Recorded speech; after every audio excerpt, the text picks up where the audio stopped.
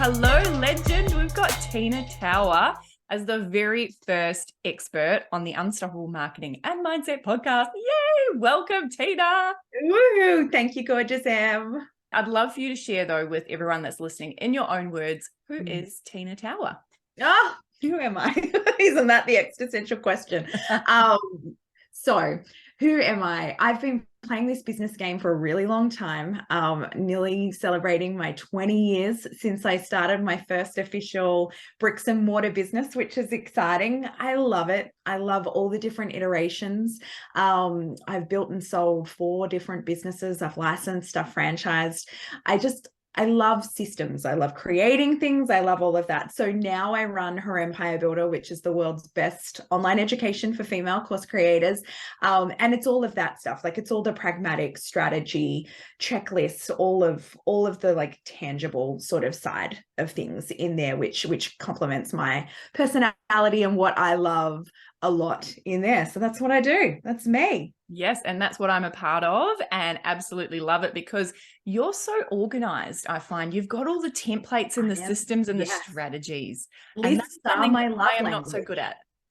Well, this is the thing. And like you're so good at like the articulation of mindset things and all of that, which is what I love and why I bring, like just today as we're recording, you came in and talked to all of our members about mindset and being unstoppable, which I love bringing people in for that because for me in a mindset sort of sense, like when someone's like, I want to do all of this, but I just can't bring myself to do it. Like my first reaction is just like, you want the result, you do the thing. Like I'm very pragmatic with it, which is often very unhelpful. So I stick to what I'm good at. Yeah, absolutely. As we all should. And one of the things you're very good at that I wanted to talk about today is live launching. Because you've just come out of a big live launch, right? You're probably feeling the come down off the live launch energy right now, I can imagine. And I'd love for you to share with everyone listening, what is a live launch? If they're going, what does that mean? Like I know what a launch is, but what's a live launch? And why do you like to use it as a strategy in your business? I love it. I'm part of another program at the moment where they do really extensive personality testing as part of the program. And they're like, I am in the 5% of people that actually genuinely enjoy the pressure and the risk of a live launch, which is very true. Yeah. Not many people love it. Not many people love it.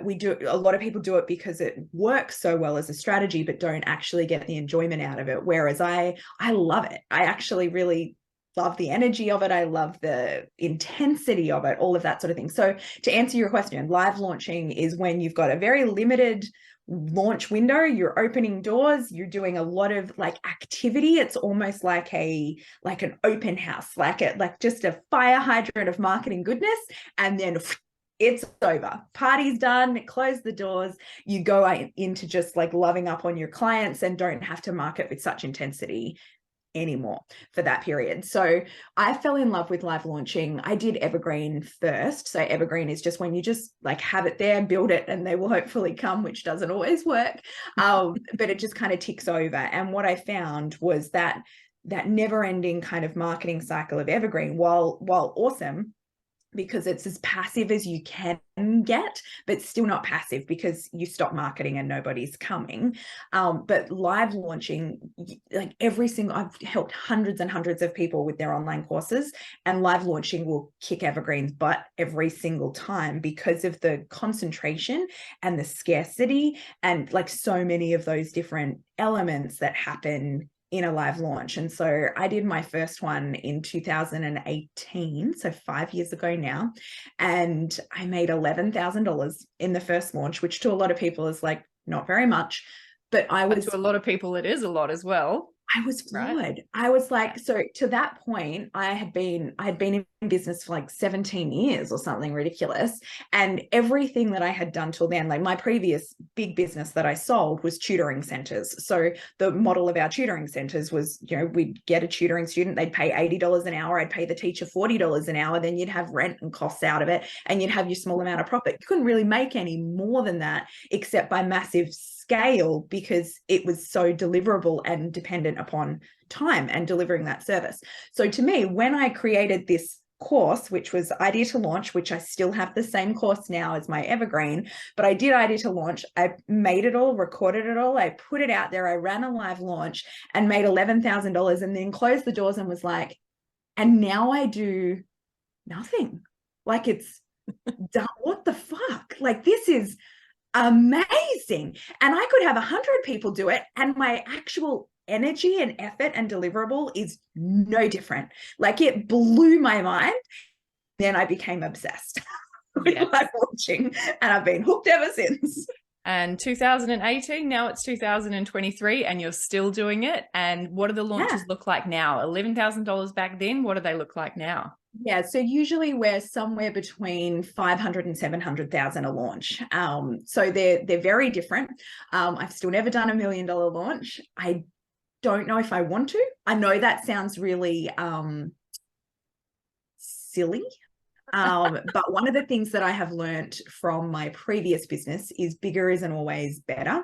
And I basically killed myself and my business in my previous business from growing too fast. So I have been very purposeful to keep it slow and steady and play the long game and do a lot of organic marketing with this because I have a membership and not a course. It makes it very different in deliverable. So for Idea to Launch, like, I could have just kept that one and just pumped that and probably done higher launches, but I love membership and I love community. So I do that, which means when we have a big launch and when we have a big intake, there's a whole lot of people that have a high expectation of really high touch points.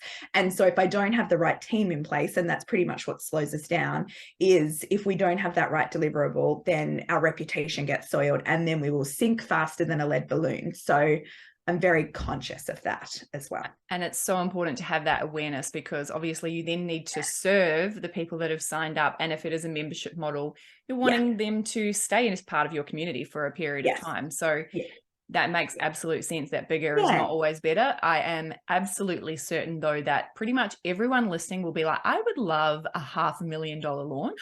I'm not complaining about it. It's freaking beautiful. To go from 11,000 to 700,000 space of 6 years. This is the beauty of online businesses, though, isn't it? You know, and I hear you talk about this with us and Her Empire Builder all the time, is that you can actually grow a lot faster than a traditional business. Oh, insanely so. So when I did my previous business for 13 years. And when we were doing, like, I've always been, as you said, very organized, very planned. And whenever we were doing strategic planning and mapping it all out, like, we would go for growth of about 5 to 20% a year. Like, when we started franchising, we were going for 20% a year, which is massive fast growth in traditional business sense. Like, the infrastructure that you need and how many people you need to add and locations and leases to find and all of that sort of chunky stuff is, you can't, like, you could grow more than that, but you have to borrow a bucket ton of money and invest really heavily. Whereas for this one, like, I see so many of our clients and so many of our members just going like 100% launch on launch, not even year on year growth, like, just like boom, boom, boom, boom. And the infrastructure that you need does go up, but nowhere near at the same rate as it does in a traditional business. So in some ways, it's been like my biggest challenge, unlearning the expectations of traditional business to go into this space where we're so unlimited in our potential of there as well, which is so exciting. It is exciting. And I mean, it means that even people that have a traditional business can actually pivot the skills that they have in a traditional business into something online. And I think there's quite a few people that don't realize how much can now be done online. Do you have any examples of that, of organizations that were fully a bricks and mortar organization that then were able to pivot in a way that maybe wasn't completely obvious, to go, right, this is something we can offer online that's so much more scalable, where you can grow more than 5 to 20% in a year? I mean, everyone's really. Like there was like a lot of consultants. We have a lot of corporate consultants that used to do like massive things like change management in government organizations with these huge contracts that now do all of their programs and put them into middle management. We've got people that train accountants that used to go in and spend labor intensive days with accountants that now do it just all online. And then we've got like not B2B, but we've got like Chloe from Been There, Done That, Been There, Doug That, who had like going and doing people's physical vegetable gardens and edible gardens that is now all online. Like you can get pretty much anything and teach it online. And it so complements people as well. So a lot of people, because most of her Empire Builder members have traditional businesses and have done the switch. I don't really seem to attract many people that are brand new at business, that have never had any sort of business experience at all. We get some corporate people, but they're usually very high level thinkers as well. But for that, when people come in and they're like, I don't want to start from scratch again, they've often got a very well-established, profitable service-based business, but they're getting really burnt out and want to leverage and scale more. And it's like, you're not starting from scratch. Like, it's not that there is differences, but I go, if you've mastered traditional business, you can find online business a piece of cake once you get over the mental hurdles of the biggest one is like what we were talking about this morning, putting yourself out there as a personal brand rather than a lot of people that have run traditional businesses behind a business brand, and the exposure and vulnerability that you feel from that. That is the hardest part of an online business, and it's definitely the hardest part of live launching as well.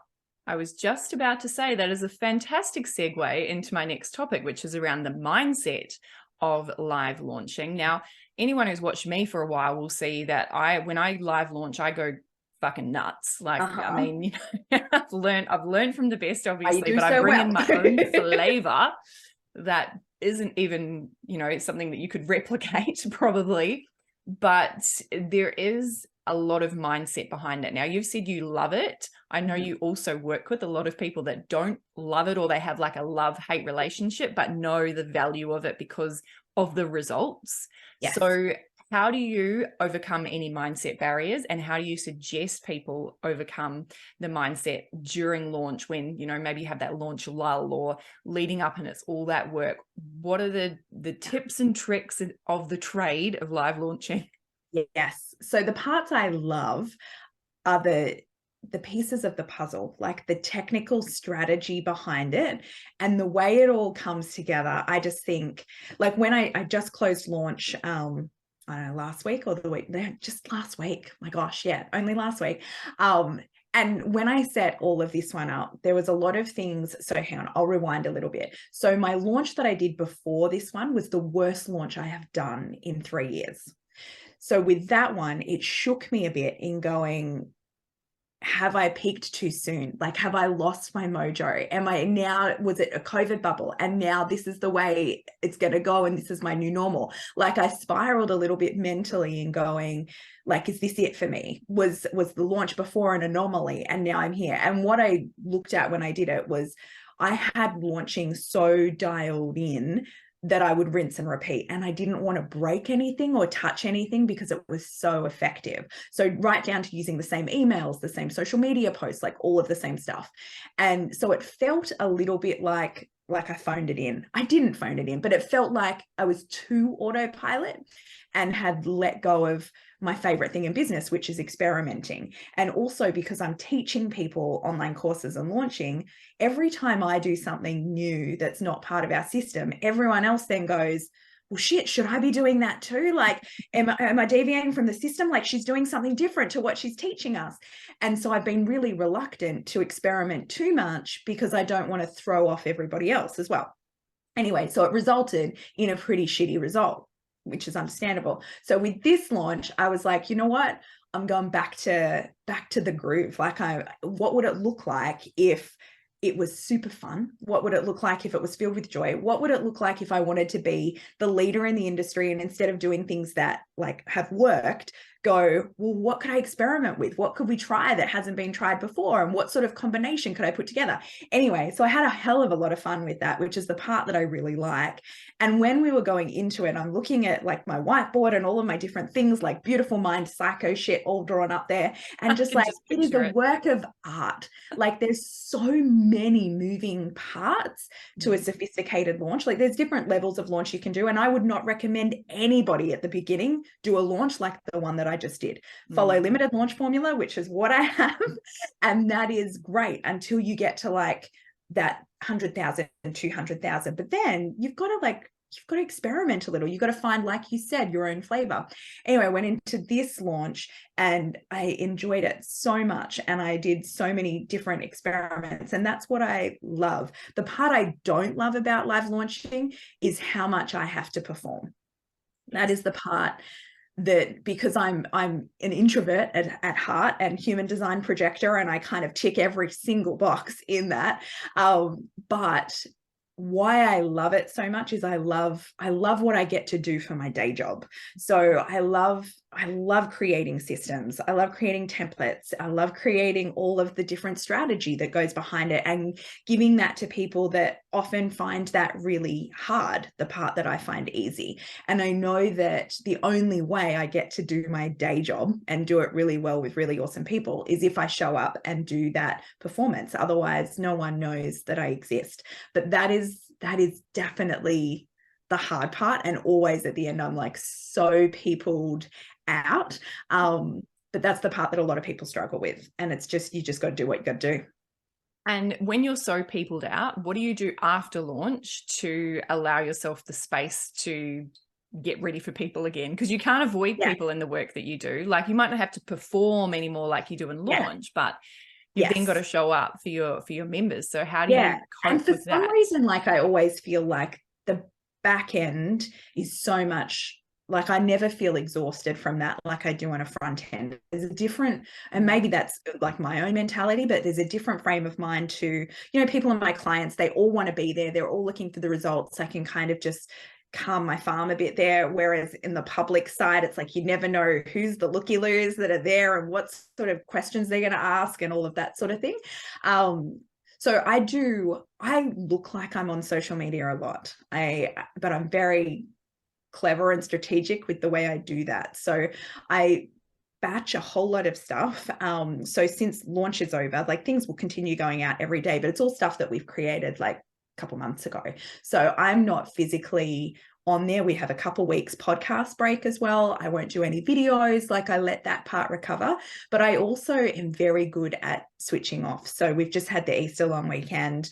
I had 4 whole days with no phone, no email, no nothing. Like I never feel the need to share any of my personal life. So when I'm not working, it's simply off. Usually on a Friday, it's gone until Monday morning, and I don't get exposed to anything. I don't read anything. I don't consume anything. Like I'm just playing in nature and playing with my family and my dogs and all of that sort of thing. And I need that balance. I can't be on all the time. And that's something that I think is really hard for us, not even just as course creators, but as any sort of business owner now, is that pull to feel like you need to be connected all the time, and that someone can send you a DM at 10 o'clock at night and you don't want to leave it hanging. And I'll get people all the time message me and go, I'm sorry to bother you after hours. It's no bother. I'm never going to see it. Like it's off. And I think that you need, like, that's one of the hardest things that I had to do, was have the confidence to be able to go, I can just let that go to the keeper until tomorrow. Yeah. And those boundaries are so important. I know I can be the absolute worst for it. I have to reset them on a regular basis, because I notice that I will kind of set the boundary, I stick to it for a few weeks, and then it kind of creeps back in, and then I'm doing it again like 24/7, and then I need to set the boundary. And I've never found the longevity, to be honest. I still need to reset it all the time. Yeah. That's why I like launching though, because you go into modes. So I have like the 2 weeks before launching and launching, I am on, like I am like, that phone is like physically attached to my hand and nothing gets left behind. Like I am on it. It's why I destination launch a lot as well. So I'll go away from my family so that I can literally be all in there. But then when I'm out of that mode, it's like normal life again. So Flick I the really switch like, and we're back. yeah, flick the switch. Yeah. So the sprints work better for my mentality than like marathon running, which is what I had in my last business, which was when I got super burnt out, got adrenal fatigue and couldn't handle it, was because every day was the same level of intensity. Whereas I love that this business, you can like sprint, do everything on a front end and then like turtle back in your shell and just deliver. Yeah. Yeah. And I think that's an important point that you brought up there about your energy, that you work well in those sprints, because the self-awareness that we need to have as an entrepreneur helps us to determine what's going to work best as a business model. And that's exactly it, right? Do you work better in sprints or marathons? Yeah. I feel like I'm still trying to work that out. I feel like I can do both, but it depends. It depends on the chapter. It depends on the environment. So also really big that you brought up, like going and launching in a destination, because you can create the space for that sprint energy. Yes. And maybe when, you know, for example, right now I'm at home working while my kids are on school holidays, would be a really shit time to be going through like a massive live launch, right? And I have had to learn that the hard way. Yeah. Yeah. Well, it's like Taryn. So Taryn, one of our beautiful fellow empire builders, she runs a company called Dietitian Approved, and she shared this story on my podcast, so I can share it here. But she does really, really well, and she did a 20K launch for her program. She's a dietitian for triathletes, so very, very niche. But she's got toddlers, so she was like, you know, she's trying to work and trying to do all of these different things that she needs to do for launch, and there's literally people hanging off her legs.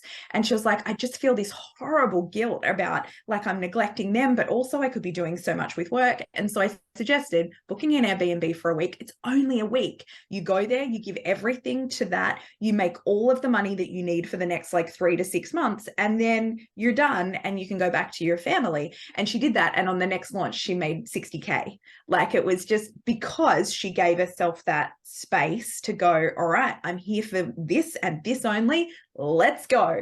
So I think it's really hard for women that are often the primary caregivers in their families as well, to be able to feel like you can give everything the attention it deserves all at one time. Like it's an unrealistic expectation. And 100%. And this is one of the things I love that you talk about, Tina, is that it actually does take hard work, and that not everyone has the same 24 hours in the day. Because I remember when you went on a rant on social media somewhere, I can't remember when it was, you were just like, right. And you jumped on and you were using confidently your voice, what we were talking about this morning on our mindset session in Hero Empire Builder, and actually just speaking to the fact that as women, and it's not just as women, but a lot of the time it's women that are the primary caregivers. And yet, if we want to build a business, we don't all have the same 24 hours in the day. No, like I know now, like even talking to you before we hit record, like your kids are just slightly younger than mine, but it's so different. Like I know I've got a 13-year-old and a 15-year-old. I have a lot more hours in the day than I did when they were 9 and 10. And then I had a lot more hours than when they were 4 and 5, and a lot more than when they were toddlers. Like it just is so different. And I think one of the things that I rant about quite a bit that really gets my ghoulies is because women are often made to feel like they're doing something wrong. Like everyone else is doing it so much easier, and I'm the one here struggling like a duck underwater. What am I doing wrong? But often people are just lying about what they're doing. So I am big into boundaries. I'm big into all of the spaciousness and not burning out. Absolutely, for sure. However, when you're going 0 to 100,000, there is nobody that does that on 10 hours a week work without outsourcing anything and just kind of letting the momentum flow. Like it is hard work. You're doing things you've never had to do before. You're getting to know yourself mentally. Like I think there's no bigger mind game than running a business. You'll get to know yourself very quickly, and every flaw that you have in your mentality and how to maximize your potential. But also you're trying to figure out like what time are you putting into what sort of activities that are going to bring the biggest results in there. So I think one of the best advantages, like for me now, I work pretty much Tuesday through Thursday. So Tuesdays, I always have a packed call day. Wednesdays and Thursdays are usually light, like doing admin, videos, that sort of thing. And I have off Mondays and Fridays and obviously the weekend. But the reason I can do that now is because I've been in business for 20 years. So I know what to do that's going to give me the biggest result. So I'm not like fluffing around on different stuff that you do at the start, that I did at the start, that everybody does at the start, because you don't know what you don't know yet. Yes. So I think cut yourself a break. Absolutely. And I'm really glad we ended up in this topic, because so many of the women that I speak to are mums, and we're trying to find that balance between mum life, business life, and actually also still have a relationship with our husbands or partners, you know, all of that, and the guilt of not putting energy 100% into all of those things really eat away at you. And oftentimes it's because what we're seeing on social media is telling us, oh, you should be here and it should only take you a year, and you know, you shouldn't be doing all of these things, you should be doing that. And it's all the shoulds that really we know are not realistic. Well, I saw But someone the other day do a post about like you shouldn't be doing, like talking about your shoulds. You shouldn't be doing, like you should be outsourcing your social media, your podcast production, your Kajabi stuff, like all of these different things that I'm going, well, yeah, that would be lovely. However, if you were outsourcing all of that, it's going to cost about $4,000 a week. How much is someone earning to be able to afford $4,000 a week? I don't think you should pay more than 20% of your revenue to team costs. So that's earning a bucket ton of money. So a lot of people are short on time. And so they're going, well, I'll just outsource everything, but then they have no friggin' money. So then they're stressed with that as well. And it's just, you know, it's hard at the start. No getting around it. You just got to do the work, learn the thing and build it up, and then outsource one at a time so that you can be sustainable and play that long game in there. And it takes time to work out what that balance looks like in your business as well. You know, I know I got someone to do my social media not long after I started, probably saw one of those posts saying you should do this. So I got someone to do it, and they just could not write like me. And it was just, you're great at your social media. And I love it. And I think that'll be the last thing that I outsource. Yes. I think you outsource the thing that you don't love. You outsource the thing that you're like, this is taking me 10 times longer because I'm like, I don't want to do it. Yeah, exactly. And now I've learned that, but I did have to learn that the hard way. And of course, learning things the hard way takes time, but I don't think anyone goes into business and doesn't learn anything the hard way at any point. Like I'm sure you've learned some things the hard way in the process. And I mean, you've got 2 books, right? I know I've read both of them, and One Life in particular talks a lot about, you know, the things that you've learned the hard way in your life. Yes. I mean, that was because I was young too. I think the naivety of being in your 20s, like you.